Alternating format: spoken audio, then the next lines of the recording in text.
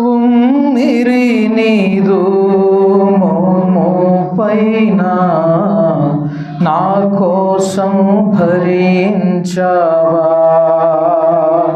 గృచ్చిరి శిరమున ముళ్ళ మకుటాన్ని నా కొరకై భరించవా. ఉమ్మిరి నీదు మోము పైన నా కోసం భరించవా. గృచ్చిరి శిరమున ముళ్ళ మకుటాన్ని నా కొరకై భరించవా. నీ ప్రేమ మధురం, నీ ప్రేమ అమరం, నీ త్యాగమే నన్ను రక్షించింది. నీ ప్రేమ మధురం, నీ ప్రేమ నీ త్యాగమే నన్ను రక్షించింది. ఎందుకో ఈ ఘోర పాపిని చేరదీశావు ప్రభువా. ఏముంది నాలో, ఏ పరిశుద్ధత లేదే, అయినా నన్ను ప్రేమించితివే. అయినను నన్ను ప్రేమించావు, కరుణించావు, నన్ను రక్షించావు. అయినను నన్ను ప్రేమించావు, కరుణించావు, నన్ను రక్షించావు. ఎందుకో ఈ ఘోర పాపిని చేరదీశావు ప్రభువా. ఏమూది నాలో, నీ పరిశుద్ధత లేదే, అయినా నన్ను ప్రేమించితివే. అయినా నన్ను ప్రేమించితివే. చిన్న ప్రార్థన. అవును ప్రభువా, ఎందుకు మమ్మలను ప్రేమించావు? నువ్వు ఆశించిన పరిశుద్ధత నాలో లేదయ్యా. ఏ పరిశుద్ధత లేదా, అయినా మమ్మలను ప్రేమించావు, నన్ను ప్రేమించావు, కనికరించావు, కృప చూపించావు. మరలా మరలా నీ సన్నిధికి నన్ను రాణిస్తున్నావు. నరులారా, మీ హృదయములు రండి, రండి, మీ హృదయాలు సరి చేసుకోండి. ప్రభువా, ఇన్ని అవకాశాలు బహుశా సిలువలో తప్పిపోయిన దొంగకు కూడా ఇచ్చి ఉంటే రక్షింపబడేవాడేమో. కానీ ఏ అర్హత లేని నాకు నువ్వు ఇస్తున్నావు అయ్యా. నీ కృపను నిజముగా గుర్తిరిగి గ్రహించేవానిగా చేయి. ఎల్లప్పుడూ నీ యొక్క మహిమార్థంగా ప్రభువా నేను జీవించే వ్యక్తిగా నన్ను చేయి. నేను కనపరిచేవానిగా చేయి. ఇక మీదట నా కోసం కాదు, నా యేసు కోసం నేను బ్రతుకుతున్నానని మేమందరము సాక్ష్యం ఇచ్చినట్లుగా, నా తండ్రి నీవు చేయుటకు నాకు అప్పగించిన పనిని నేను సంపూర్ణముగా చేసితిని, సంపూర్తి చేసి సంపూర్ణముగా జరిగించి నీ నామమును మహిమపరచితిని అని మా ప్రియరక్షకుడైనటువంటి యేసునాథుడు చెప్పినట్లుగా మమ్మల్ని ఈ భూమి మీదకి ఎందుకు నువ్వు పంపించావో, ఎందుకు ప్రత్యేకపరుచుకున్నావో, నశించిపోకుండా ఎందుకు రక్షించుకున్నావో, ఆ నీ చిత్తాన్ని మేము సంపూర్ణముగా జరిగించి నిన్ను మహిమపరచునట్లు మమ్మల్ని అందరినీ ప్రభువా కనికరించి సిద్ధపరచుమని యేసు నామములో ప్రార్థించి అడిగి వేడుకుంటున్నాము తండ్రి. ఆమేన్. ఆమేన్.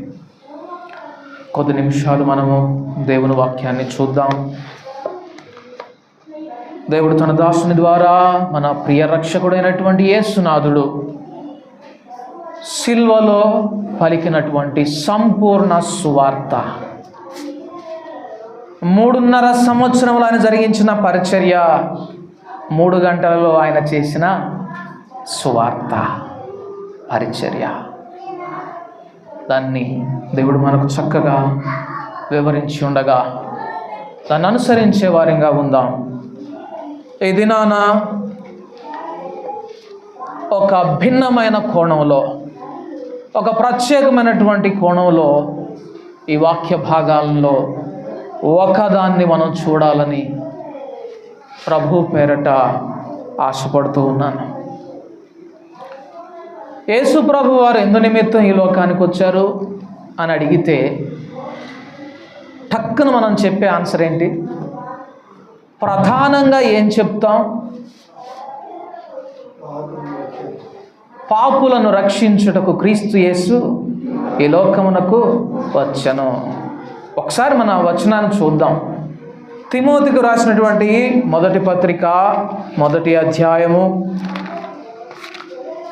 తిమోతికి రాసినటువంటి మొదటి పత్రిక 1వ అధ్యాయము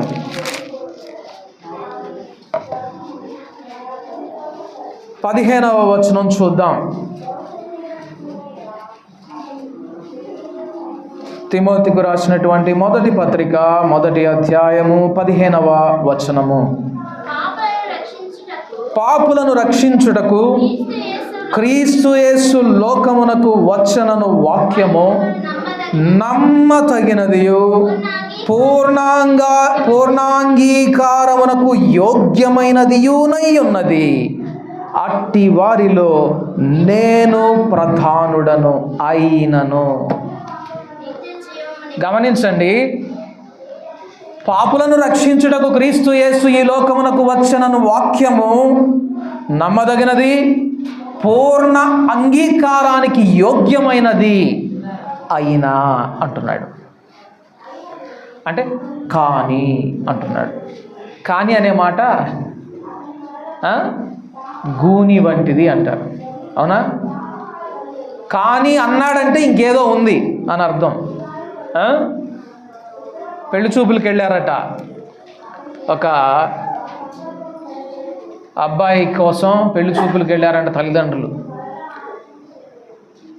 అమ్మాయి తల్లిదండ్రులు అడుగుతున్నారంట, అబ్బాయి మంచోడేనా అని.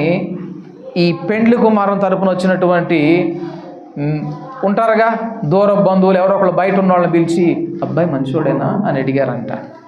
అడిగితే అబ్బాయి మంచోడే కానీ అని వదిలేశారంట. ఇక తర్వాత రిజల్ట్ ఏంది? కానీ అని ఉంటే అది ఎంత ఘోరమైందో అది తెలుసుకోకపోతే అంత సమస్య ఉంటుందని గ్రహించాలి. ఇక్కడ పౌలు భక్తుడు అంటున్నాడు, పాపులను రక్షించుటకు క్రీస్తు యేసు ఈ లోకమునకు వచ్చెను అనే వాక్యము నమ్మదగినది, పూర్తిగా మనం ఒప్పుకోవాల్సిందే అయినా అంటున్నాడు. అంటే ఇంకా ఏదో ఉంది మనం తెలుసుకోవాల్సిందే. చూడండి, యేసయ్య దీనికి భిన్నమైనటువంటి దాన్ని నాకు బోధించాడు ఒకసారి.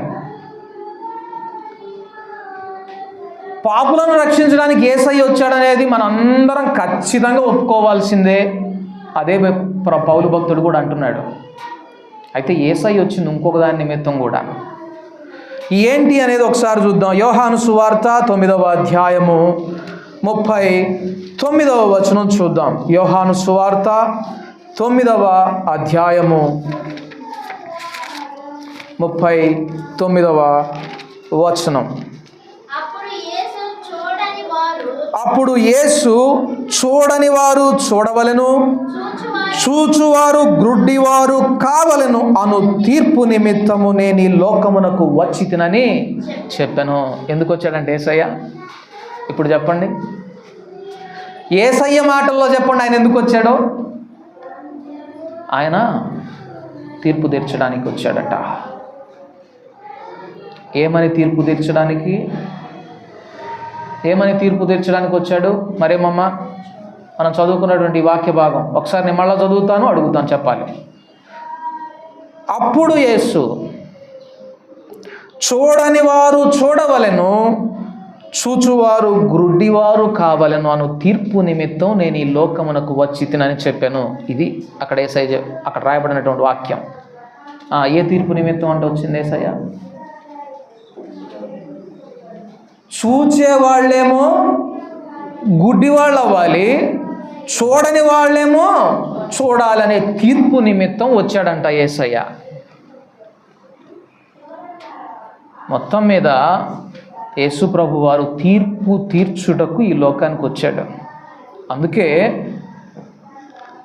నేను వెళ్ళి మీకు ఆదరణకర్తను పంపిస్తాను, అతడు మిమ్మల్ని సర్వసత్యంలోనికి నడిపిస్తాడు.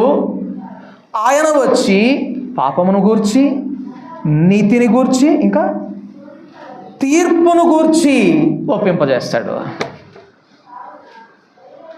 కాబట్టి పాపాలు ఒప్పేసుకున్నాం, రక్షణ పొందుకున్నాం, ఇక మనకు పరలోకం అనుకుంటే సరిపోదు ప్రియ సహోదరులారా. ఇంకొకటి కూడా ఉంది. నువ్వు తీర్పు తీర్చబడాలి. ఏమని అంటే, నేను చూస్తున్నాను. అక్కడ మనం ఆ వచన ఆ రాయబడినటువంటి వాక్యానికి ముందు వెనుక చదివితే అక్కడ ఒక గుడ్డివాడు చూపు పొందుతాడు. పరిసయ్యులైనటువంటి వేషధారుల ఎదుట దేవుడు ఆ కార్యం జరిగిస్తాడు. జరిగిస్తున్నప్పుడు అక్కడ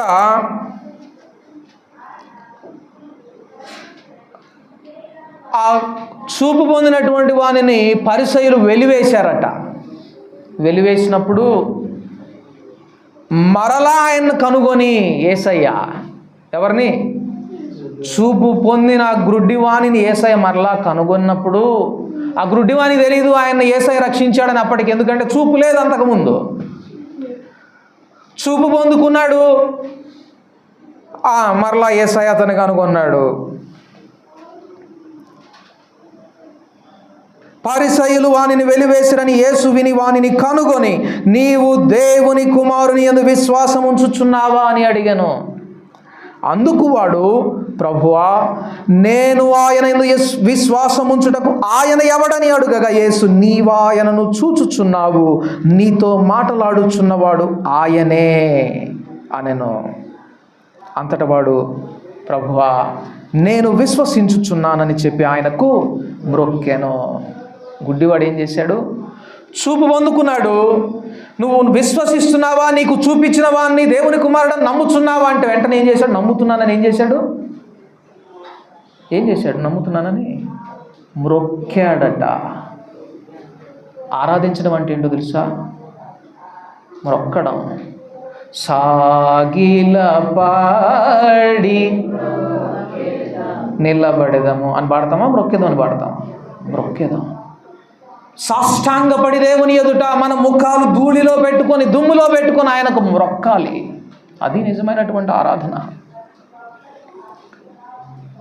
ఎప్పుడైతే చూపు లేనివాడు చూపు పొందుకున్నాడో, పొందుకొని నమ్మి మ్రొక్కాడు.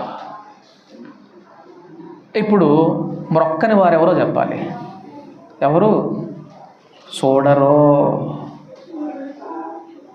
అక్కడ అంటున్నాడు, చూచువారు గ్రుడ్డివారు కావాలి, చూడని వారు చూపు పొందాలి అనే తీర్పు నిమిత్తం నేను ఈ లోకానికి వచ్చాను అన్నాడు.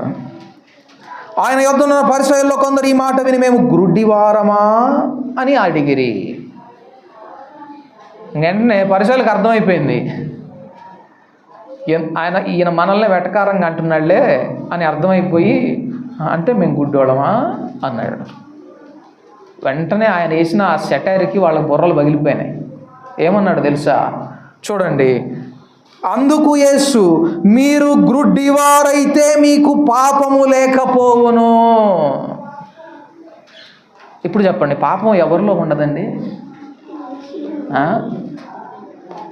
గ్రుడ్డివారిలో.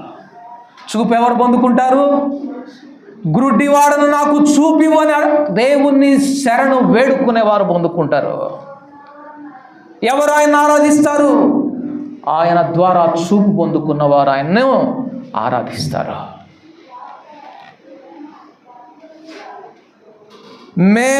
మీరు గ్రుడ్డివారైతే మీకు పాపము లేకపోవును గాని చూచుచున్నామని మీరు ఇప్పుడు చెప్పుకొనుచున్నారు కనుక మీ పాపము నిలిచి ఉన్నది. నాకు తెలుసు, నేను చూశాను, నేను చూస్తున్నానని చెప్పుకుంటే పాపమట. అందుకే దేవుని ఎదుట మనము గ్రుడ్డివారమై, ఒక గుడ్డివాడు ప్రభువా చూచుటకు నాకు కళ్ళివ్వు. అందుకే బైబిల్ గ్రంథంలో ఒక గుడ్డివాడు ఏమని ప్రార్థన చేశాడో తెలుసా? అయ్యా, నీ ధర్మశాస్త్రంలో నేను చూడలేని సంగతులు నాకు కొన్ని ఉన్నాయి, నేను చూడని సంగతులు కొన్ని ఉన్నాయి, నేను గ్రహించలేని సంగతులు కొన్ని ఉన్నాయి, నాకు చూపించవా అని అడిగాడు. ఆయన ఏమన్నాడు తెలుసా? నాకు ఇష్టమైన కుమారుడు అన్నాడు దేవుడు. కాబట్టి దేవునికి ఎవరు ఇష్టం అండి? చూచేవాళ్ళ, చూడని వాళ్ళ? యథార్థంగా ఆయన సన్నిధిని నేను చూడలేని వాడను, నేను గ్రుడ్డి వాడను అని ఒప్పుకునేవారు దేవునికి ఇష్టలు. అలా కాకుండా చూస్తున్నామని చెప్పుకుంటూ అంధకారంలో చీకట్లో మ్రగ్గేవారు ఆయన దృష్టికి అసహ్యులు. దేవుడు ఎందు నిమిత్తం వచ్చాడట? తీర్పు నిమిత్తం. తీర్పు నిమిత్తం ఆయన ఈ లోకానికి వచ్చాడు. ఇదేందయ్యా గుడ్ ఫ్రైడే రోజు తీర్పుని మొదలుపెట్టావు, మాకేం తీర్పు తీరుస్తున్నావు, ఆయన మనకేం తీర్పు తీరుస్తాడు? గమనించండి ప్రియ సహోదరులారా, దేవుని తీర్పును నువ్వు ప్రేమిస్తున్నావా? దేవుని తీర్పునకు భయపడుతున్నావా? దేవుని తీర్పును అసహ్యించుకుంటున్నావా? 3 చెప్పాను. ఏందది? 1, దేవుని తీర్పును ప్రేమిస్తున్నావా? 2వది, దేవుని తీర్పుకు భయపడుతున్నావా? 3వది, దేవుని తీర్పును అసహ్యించుకుంటున్నావా? ఈ 3 మొదటిది తప్ప ఈ 2 దేనితోనైనా నీ అనుభవం ఉంటే నువ్వు ప్రమాదపు టంచున ఉన్నావు. ఏం చెప్తున్నావు? దేవుని తీర్పును ప్రేమించకుండా ఉండేవారు ఉన్నారు, దేవుని తీర్పును ప్రేమించేవారు ఉన్నారు, దేవుని తీర్పు భయపడేవారు ఉన్నారు, దేవుని తీర్పు అంటే అసహించుకునే వాళ్ళు ఉన్నారు. ఈ 3 2వ వాళ్ళు చాలా ప్రమాదంలో ఉన్నారు. అదే ఈ దినపు వాక్య భాగం. ఇప్పటికి ఉపోద్ఘాతమే అయింది, ఆరంభమే అయిపోయింది. కొంచెం లోతుల్లోకి వెళ్దామా? సరే. లేవియ కాండము 26వ అధ్యాయం. లేవియ కాండము 26వ అధ్యాయం. 26వ అధ్యాయం 14-15 వచనములు. మీరు నా మాట వినక నా ఆజ్ఞలన్నిటినీ అనుసరింపక నా కట్టడలను నిరాకరించిన ఎడల. ఇక్కడ కొంచెంసేపు ఆగుదాం. ఏంటి? ఏమేం చెయ్యకపోతే అన్నాడు? మీరు నా మాట వినకపోతే, నా ఆజ్ఞలన్నిటినీ అనుసరించకపోతే, నా కట్టడలను నిరాకరిస్తే.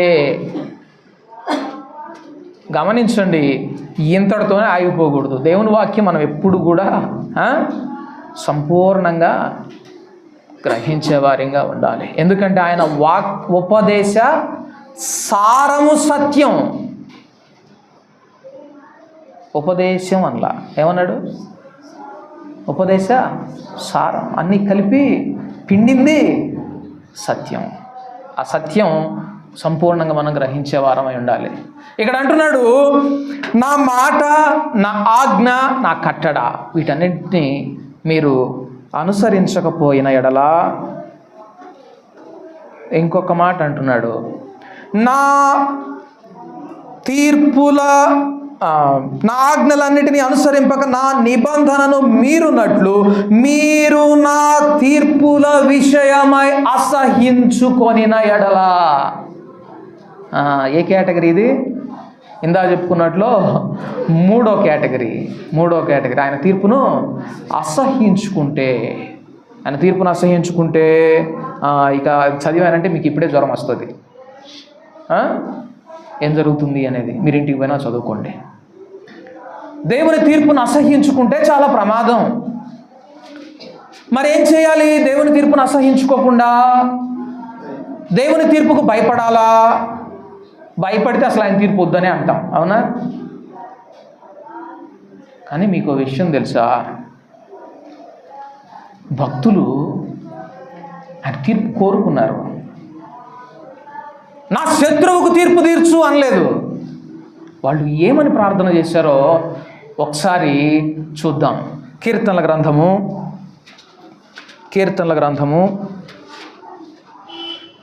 17వ అధ్యాయము 2వ వచనం.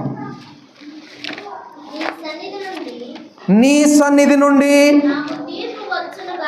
నాకు తీర్పు వచ్చునుగాక. ఏంటంట? ఏమని ప్రార్థన? నీ సన్నిధి నుండి నాకు తీర్పు వచ్చునుగాక. ఎప్పుడైనా ప్రార్థన చేశారా? నిజం చెప్పండి. నాకు తీర్పు రావాలయ్యా, నువ్వు తీర్పు తీర్చయ్యా మా శత్రువు విషయంలో. నువ్వు అన్యాయస్తులు కావు, తీర్పు. ఇతరుల కోసం అయితే తీర్పు తీర్చమని అడుగుతాం. నిజమైనటువంటి ఆత్మీయ గ్రహింపు కలిగినటువంటి వాడు చేసే ప్రార్థన ఏంటో తెలుసా? నీ సన్నిధి నుండి నాకు తీర్పు రావాలి, నీ సన్నిధి నుండి నాకు తీర్పు రావాలి. అలాగే ఇంకొక వచనం కూడా చూద్దాం. కీర్తన గ్రంథం 26వ అధ్యాయము 1వ వచనము.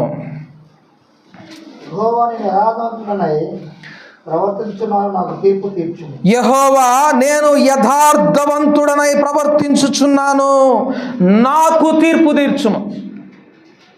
సరే, తీర్పు తీర్చంటే వేషధారణ లేకుండా ఏదో యథార్థంగా ఒప్పుకుంటున్నాళ్లే, ఇంతకుముందు ఏదో తప్పు చేశాడు కాబట్టి దానికోసం తీర్పు తీర్చమని అడుగుతున్నాళ్లే అని కాదు. ఏమని ప్రార్థన చేస్తున్నాడు తెలుసా? నేను యథార్థవంతుడనై ప్రవర్తిస్తున్నాను, నాకు తీర్పు తీర్చు. ఏంటండి ఈ వ్యత్యాసం? నిజమైనటువంటి ఆత్మీయ గ్రహింపు కలిగినటువంటి వాడు, ప్రభువా నీ సన్నిధి నుండి నాకు తీర్పు రావాలి, నాకు తీర్పు తీర్చు అని ఎందుకు ప్రార్థన చేస్తున్నాడు? అటు చూడబోతేనేమో యేసయ్య నేను తీర్పు తీర్చడానికే ఈ లోకానికి వచ్చానన్నాడు. చూచువారు గ్రుడ్డివారు కావాలి, చూడని వారు చూడవలెను, చూచువారు గ్రుడ్డివారు కావాలను అను తీర్పు నిమిత్తం నేను ఈ లోకానికి వచ్చానన్నాడు. కాబట్టి ఆయన తీర్పు పొందుకోవడంలో ఏదో ఉంది.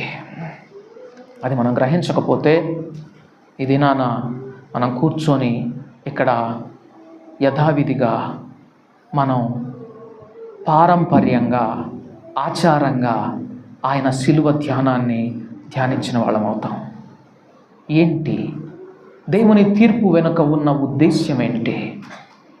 ఆయన యెహెజ్కేలు గ్రంథంలో అంటాడు, గొర్రెల దొడ్డిలో నుండి ప్రతి గొర్రెక్కును నేను తీర్పు తీర్చి అనే మాట ఉంటుంది. ఆ తర్వాత నేను ఇప్పుడే ఫినిష్ అయిన తర్వాత చెప్తాను. తీర్పు తీర్చడం వెనక ఏదో ఉంది. ఏంటో మనం ఒకసారి చూద్దాం. అది మనకు అర్థం కావాలి అంటే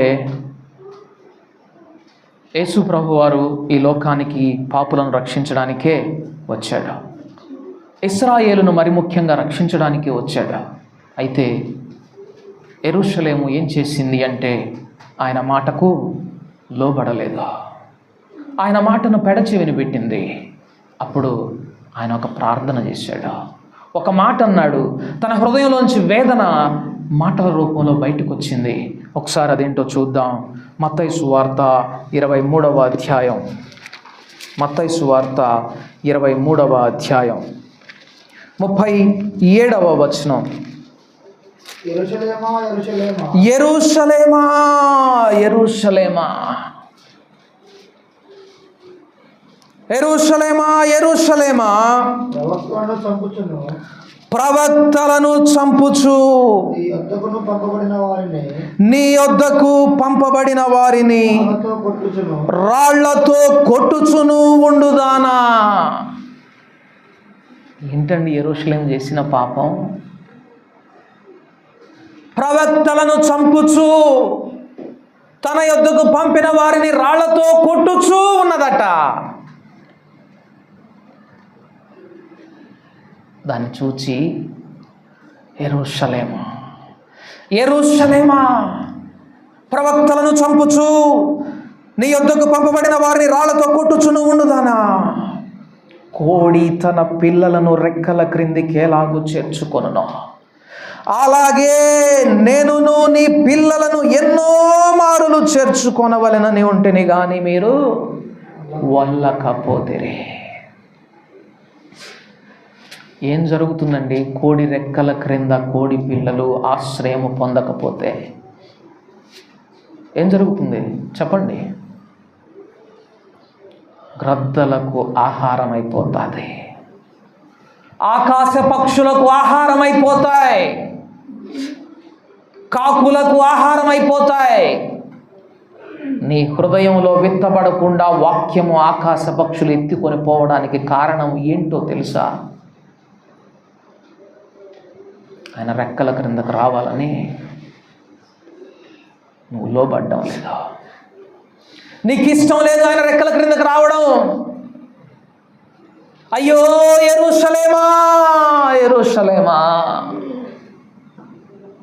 పలుమార్లు నేను ప్రయత్నం చేశాను నీ పిల్లల్ని నా రెక్కల క్రిందకు చేర్చుకోవాలని. మీరు ఒప్పుకోలేదు. ఇక్కడ చూడండి,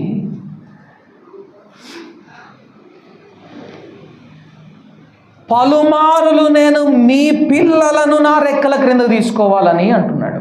మిమ్ములను అనలేదు.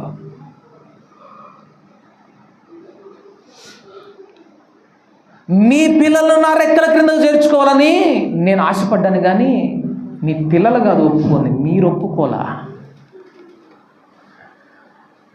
ఒప్పుకోలేదు. అందుకే యేసయ్య భారమైన ఆ సిలువను మోసుకొని ఆ యెరూషలేం వీధుల్లో వెళ్తూ ఉంటే యెరూషలేం కుమార్తెలట ఏడుస్తూ ఉన్నారట. ఏడుస్తున్నప్పుడు ఆయన ఏమన్నాడు తెలుసా? నా నిమిత్తం ఏడవద్దు, మీ నిమిత్తం, మీ పిల్లల నిమిత్తం ఏడవండి. మీ పిల్లల్ని నేను నా రెక్కల క్రింద పెట్టుకోవాలనుకున్నాను, మీరు ఇష్టపడలేదా అని అక్కడ ఒక మాట అంటున్నాడు. ఏమని?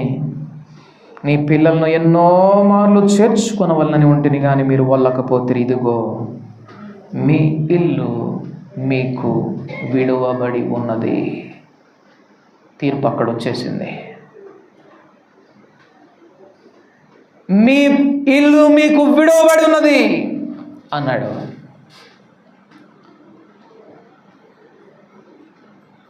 అప్పుడు దాన్ని బట్టి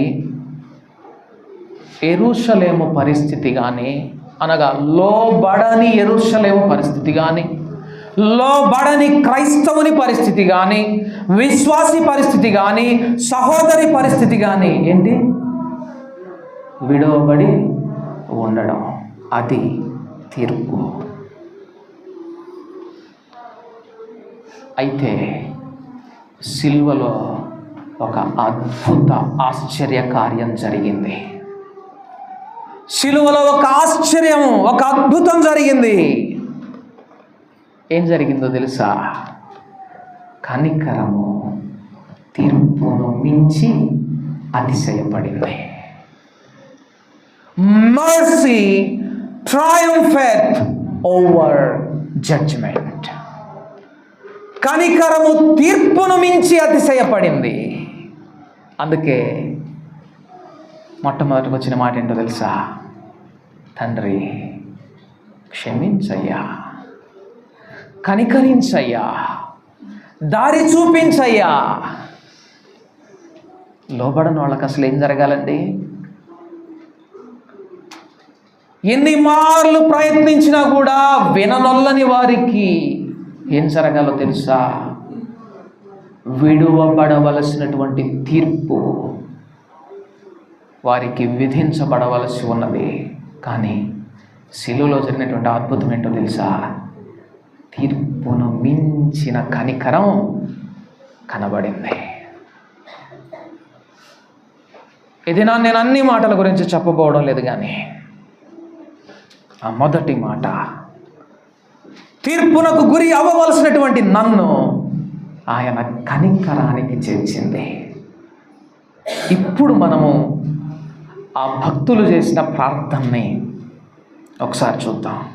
నీ సన్నిధి నుండి నాకు తీర్పు వచ్చునుగాక, నేను యథార్థవంతుడనై ప్రవర్తించుచున్నాను, నాకు తీర్పు తీర్చు అంటే అంతిమంగా వారు ఏం కోరుకుంటున్నారో తెలుసా?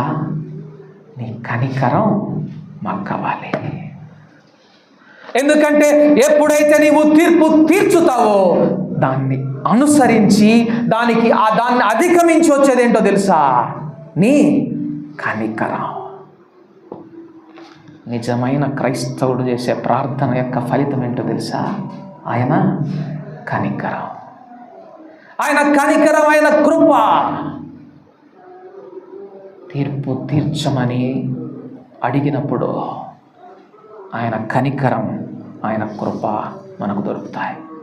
అందుకే ప్రవక్తలు చేసినటువంటి ప్రార్థన ఏంటో తెలుసా? హోషేయ గ్రంథము 2వ అధ్యాయం. ప్రవక్తలకు దేవుడిచ్చినటువంటి ఆ అనుభవం ఏంటంటే హోషేయ గ్రంథము 2వ అధ్యాయం 19వ వచనం.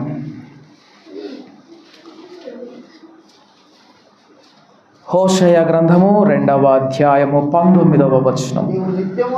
నీవు నిత్యము నాకుండునట్లుగా నేను నీతిని బట్టి తీర్పు తీర్చుట వలనను దయా దాక్షిణ్యములు చూపుట వలనను నిన్ను ప్రధానము చేసి కొందును. తీర్పు పొందుకుంటే దేవుని దగ్గర నుంచి, నీ సన్నిధిలో నుండి తీర్పు నాకు రావాలి, నేను యథార్థంగా నీ సన్నిధిని ప్రవర్తిస్తూ వస్తున్నాను, నాకు తీర్పు తీర్చని కనుక నువ్వు కోరుకుంటే నీకు దక్కే భాగ్యం ఏంటో తెలుసా? నీవు నిత్యము ఆయనతో ఉండునట్లుగా ఆయన నిన్ను ప్రధానము చేసుకుంటాడట.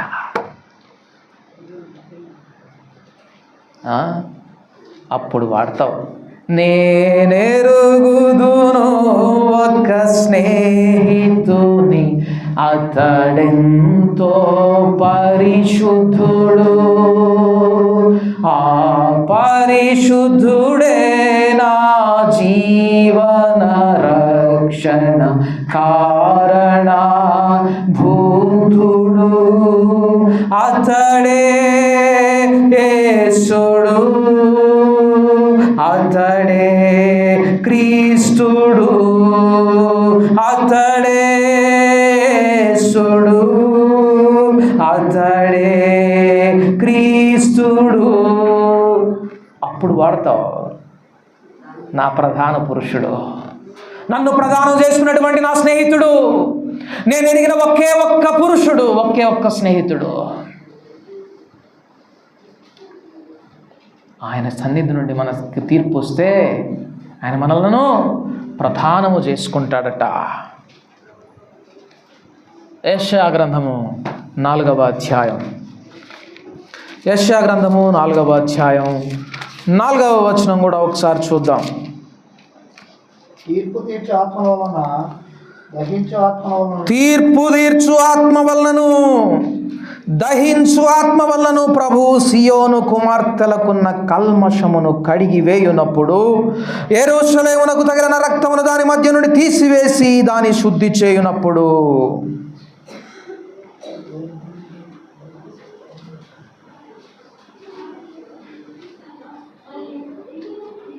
చూడండి,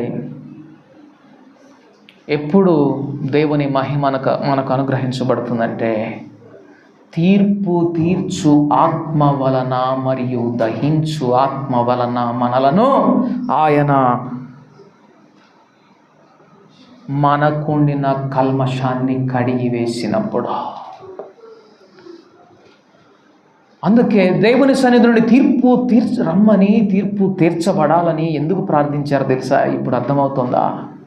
ఆ ప్రవక్తలు ఎప్పుడైతే ఆయన సన్నిధి నుండి మనకు తీర్పు వస్తుందో, ఆయన సన్నిధి నుండి మనము యథార్థవంతులుగా ఆయన సన్నిధిలో ప్రవర్తిస్తున్నప్పటికీ తీర్పు తీర్చని ఎప్పుడైతే మనం ప్రార్థన చేసుకుంటామో, ఆయన సన్నిధి నుండి దహించు ఆత్మ మనలో నుండి కల్మషాన్ని కడిగి వేస్తుంది, మనకు కనికరాన్ని అనుగ్రహిస్తుంది, మనలను ప్రధానము చేసుకుంటుంది. భక్తుల యొక్క లోతైన కాంక్ష చూడండి. ఇన్ని సంవత్సరాల నుంచి దేవుని సన్నిధిని దేని కొరకు అడుగుతూ ఉన్నావు?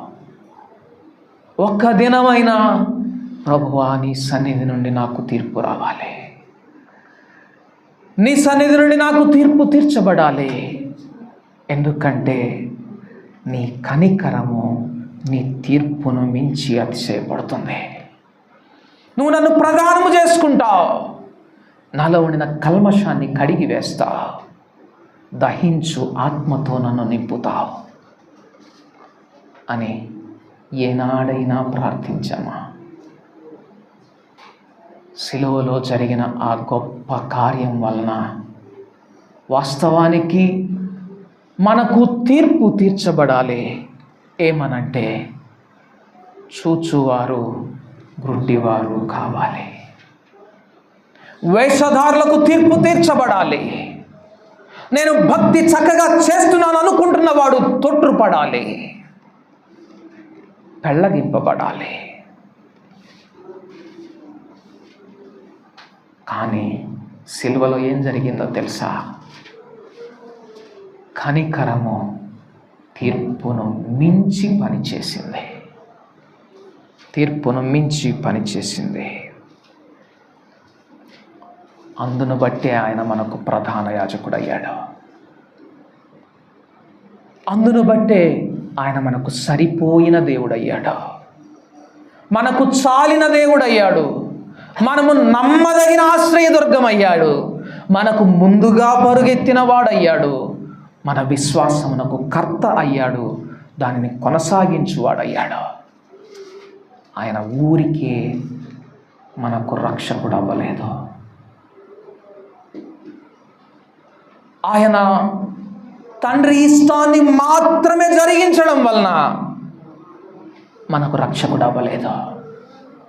ఆయన తీర్పును మించిన కనికరాన్ని చూపించాడు కాబట్టి, తీర్పును మించిన క్షమాపణ అనుగ్రహించాడు కాబట్టి ఆయన మనకు ప్రధాన యాజకుడు అయ్యాడు.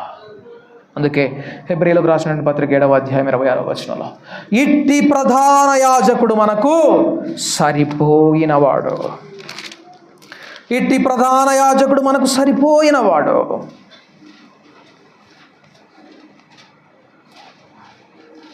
ఇట్టి ప్రధాన యాజకుడు మనకు సరిపోయినవాడు. చూడండి, ఇశ్రాయేలీయుల కాలంలో, ఆ పాత నిబంధన కాలంలో ఆశ్రయపురము అని ఉండేవి. ఆశ్రయపురములు. ఆశ్రయపురం అంటే ఏంటో తెలుసా?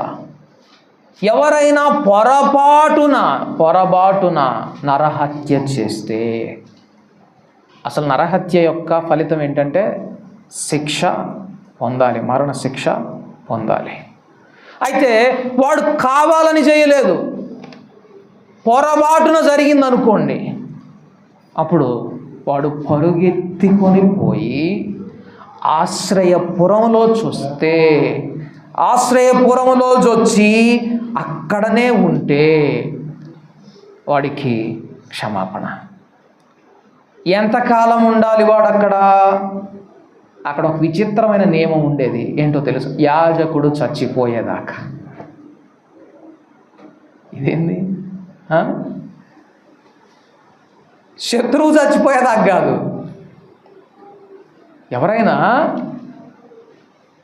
ఒక కాన్ఫ్లిక్ట్ వచ్చిందనుకోండి ఇద్దరి మధ్య, శత్రువు అయ్యాడు, పొరపాటున నేను నరహత్య చేశాను. ఇప్పుడు నాకు ఎవరి దగ్గర నుంచి భయం ఉంటుంది చెప్పండి? చంపబడిన వాని తరపున వారి నుంచి నాకు భయం ఉంటుంది, అంతేనా కాదా? పారిపోతాను. పారిపోయి ఎప్పుడు వస్తాను మళ్ళీ ఇక్కడికి? ఇప్పుడు ఎవరైతే చంపబడ్డారో వారి తరపున నా మీద ప్రతీకారం తీర్చుకోవాలనుకుంటున్న వాళ్ళందరూ చచ్చిపోయేదాకా ఆగుతాను. కానీ ధర్మశాస్త్రంలో దేవుడు చూడండి, ఆయన లోతు, ఆయన సత్యము ఎంత అద్భుతంగా ఉంటుందంటే, యాజకుడు చచ్చిపోయేదాకా ఆశ్రయపురంలో ఉండాలంట. అంటే ఇప్పుడు నిజంగా తీర్పు తీర్చేది ఎవరు? ఎవరిని బట్టి? అక్కడ తీర్పు తీర్చబడేది ఎవరిని బట్టి? యాజకుని బట్టి. ఆ యాజకుడు చనిపోయేదాకా ఆశ్రయపురంలో ఉండాలి. అందుకే ఒకసారి ఆ ఉదంతం చదువుకుందాం. యెహోషువ గ్రంథము 20వ అధ్యాయం.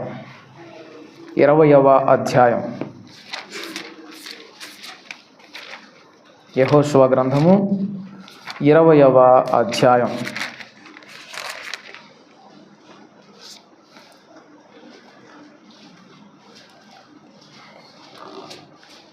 ఆరవ వచనం. అది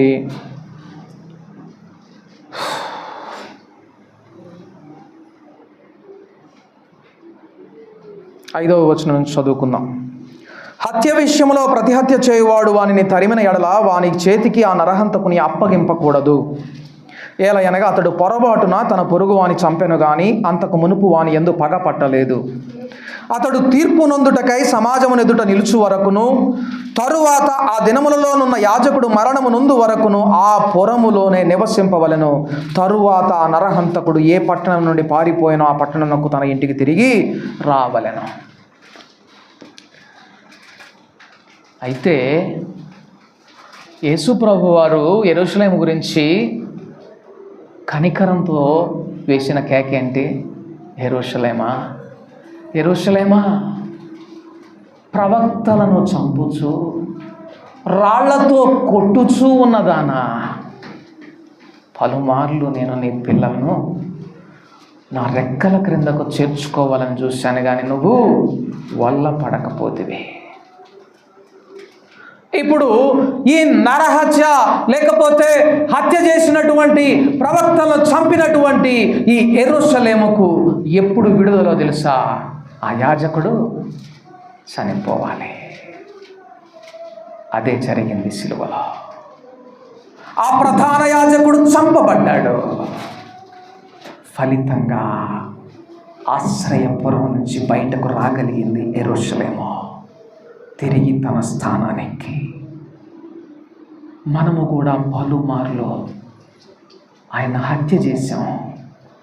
మాటల ద్వారా, సందేహించడం ద్వారా, లోబడకపోవడం ద్వారా, సమాధాన సంబంధమైన సంగతులను వినిన తరువాత కూడా ఆయనకు లోబడకపోవడం ద్వారా సిలువలో జరిగిన కార్యం ఏంటో తెలుసా? ఇప్పుడు నువ్వు బయటకు రావచ్చు. ఓపెన్గా స్వేచ్ఛగా బ్రతకవచ్చు. కారణం ఏంటో తెలుసా? కనికరం తీర్పును మించి అతిశయపడింది. కనికరము తీర్పును మించి అతిశయపడింది. అంతేకాదు, సిలువలో జరిగినటువంటి ఇంకొక అద్భుత కార్యం ఏమిటి అంటే, అంతకు ముందు వరకు మనము దేవునిని తండ్రి అని పిలవలేము. అంతకు ముందు వరకు మనం ఆయన్ను సమీపించలేం. అయితే ఆయన సిలువ వేయబడడం ద్వారా,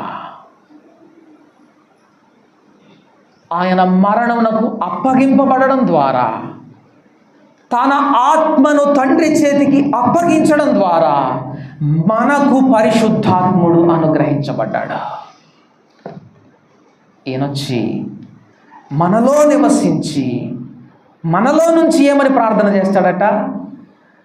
నాయనా, అయ్యా, నాయనా, తండ్రి, నాన్న, డాడీ అని పిలుస్తాడట. అందుకే ఆయన హెబ్రీయులకు రాసిన పత్రిక 2వ అధ్యాయము 12వ వచనము, ముందు 18వ వచనం చదువుకుందాం, తర్వాత 12వ వచనం చదువుకుందాం. హెబ్రీయులకు రాసిన పత్రిక 2వ అధ్యాయము 17వ వచనం. కావున ప్రజల పాపములకు పరిహారము కలుగజేయుటకై దేవుని సంబంధమైన కార్యములలో కనికరమును నమ్మకమును గల ప్రధాన యాజకుడుగు నిమిత్తము అన్ని విషయములలో ఆయన తన సహోదరుల వంటి వాడు కావలసి వచ్చెను. తన సహోదరుల వంటి వాడు కావలసి వచ్చెను. కాబట్టి ఆయన అలాగే ఇంకొక వచనం కూడా చూద్దాం, 12వ వచనం. ఈ హేతువు చేతను వారిని సహోదరులని పిలుచుటకును ఆయన సిగ్గుపడక. ఏంటంట? సిలువలో ఆయన చేసిన కార్యం ద్వారా మనము యేసయ్యకు సహోదరులం అయ్యామట. యేసయ్యకు సహోదరులం అయ్యాం. యేసయ్యకు సహోదరులం అవ్వడం ద్వారా మనకేంటి బెనిఫిట్, మనకేంటి ప్రయోజనం? చూడండి, యోహాను సువార్త 17వ అధ్యాయం. యోహాను సువార్త 17వ అధ్యాయం. యోహాను సువార్త 17వ అధ్యాయం 23వ వచనం.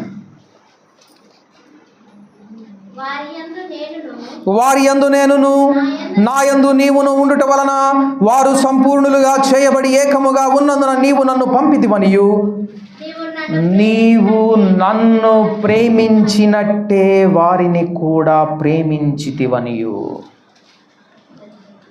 యేసయ్యకు సహోదరుడవైతే నీకు దేవుని యొద్ద నుండి ఎట్టి ప్రేమ దొరుకుతుందో తెలుసా? తండ్రి ఆయనను ఎట్టి ప్రేమతో ప్రేమించాడో అదే ప్రేమ నీకు కూడా దొరుకుతుందట.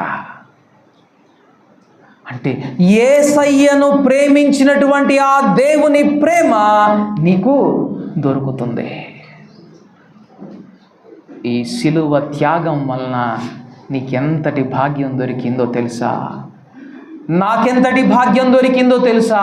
మనకెంతటి భాగ్యం దొరికిందో తెలుసా?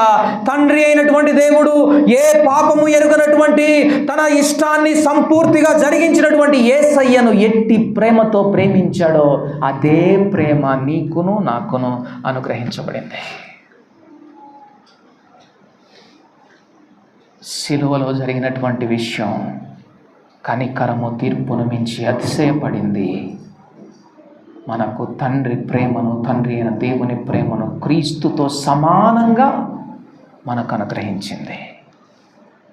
కాబట్టి ఈ దినాన్న కేవలం ఒక ఆచారంగా జ్ఞాపకం చేసుకునే వారిగా కాక, ప్రభువా నిజంగా ఇంత గొప్ప భాగ్యం, నేను తీర్పు తీర్చబడాలి. వాస్తవానికి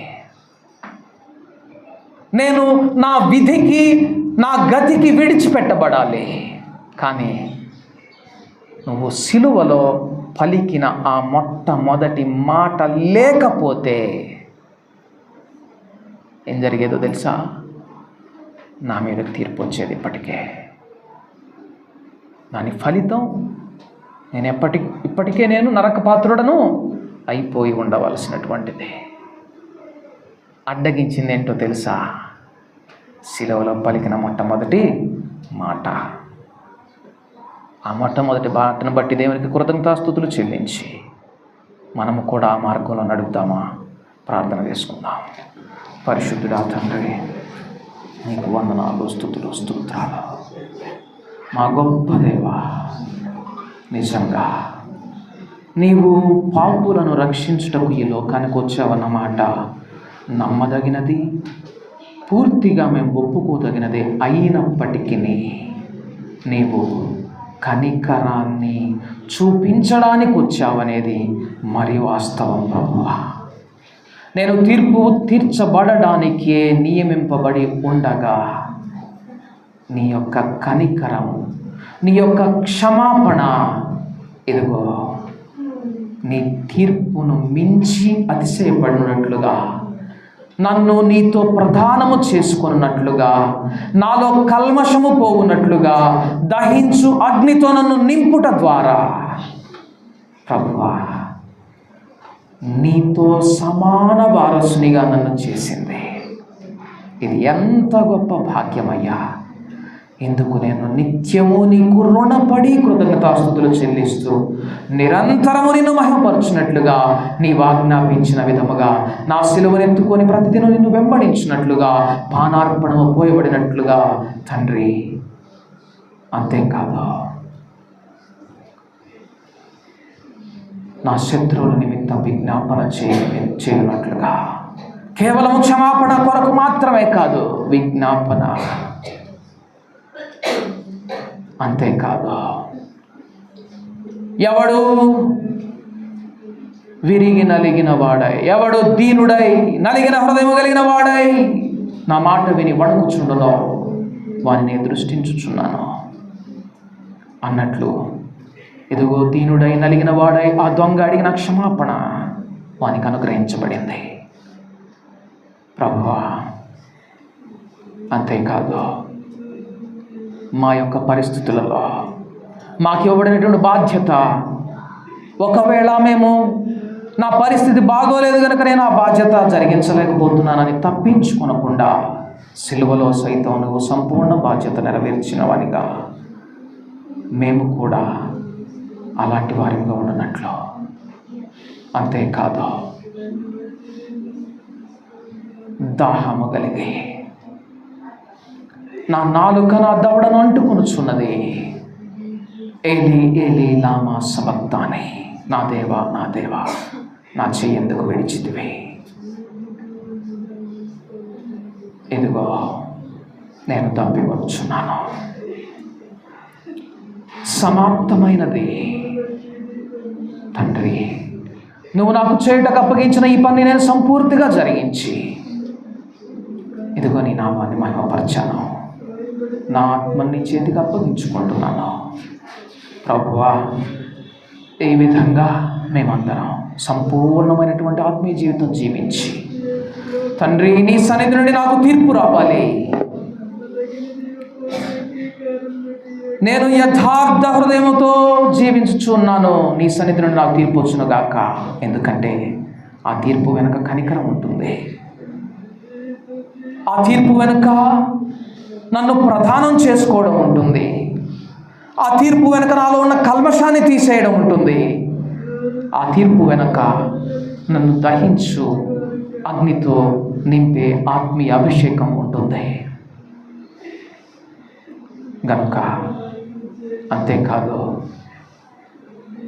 నన్ను క్రీస్తుతో సమాన వారసునిగా చేస్తుంది గనుక ప్రభువా, నీ యొక్క సంకల్పము నాలో మాలో నెరవేర్చబడినట్లు ప్రభువా, దీనులమై నీ సన్నిధిని ప్రభువా ఎదురు చూచేవారింగా, సంపూర్ణమైనటువంటి జీవితం జీవించేవారింగా, నీవు ఎందు నిమిత్తం ఈ లోకానికి వచ్చినావో అది మేము గ్రహించేవారింగా, మాలో ఉండిన వేషధారణను ఇక్కడే ఇప్పుడే వదిలివేసేవారింగా, యథార్థ హృదయంతో నిన్ను వెంబడించేవారింగా, మా గురుడితనాన్ని నీ ఎదుట ఒప్పుకునేవారింగా, మాలో ఉండిన చీకటిని తీసివేయమని నిజంగా నీ ఎదుట ఒప్పుకొని వేడుకునేవారింగా మమ్మల్ని అందరినీ చేయమని తీసుకొచ్చిన ప్రతి ఒక్కరిని బట్టి నువ్వు ప్రభువా స్తుతిస్తూ, ఈ రక్షణ కార్యమును బట్టి, సంపూర్ణ కార్యమును బట్టి, ఇటు నమ్మకమైన నీ యొక్క ప్రధాన యాజకత్వాన్ని బట్టి నిన్ను మహిమపరుస్తూ మా ప్రార్థన నీ సన్నిధిని చేర్చుకోమని,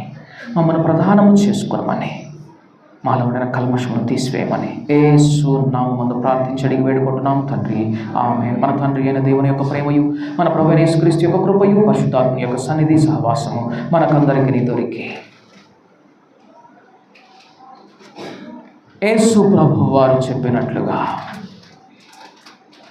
చూడని వారు చూడవలెను, చూచువారు గుడ్డివారు కావలెను. తీర్పు అనగా వేషధారులు గుడ్డివారు అవ్వాలి. యథార్థ హృదయంతో చూడలేము ప్రభువా.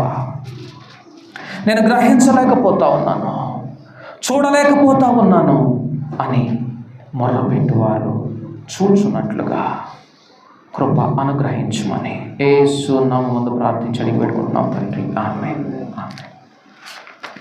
అందరికీ వందనాలండి.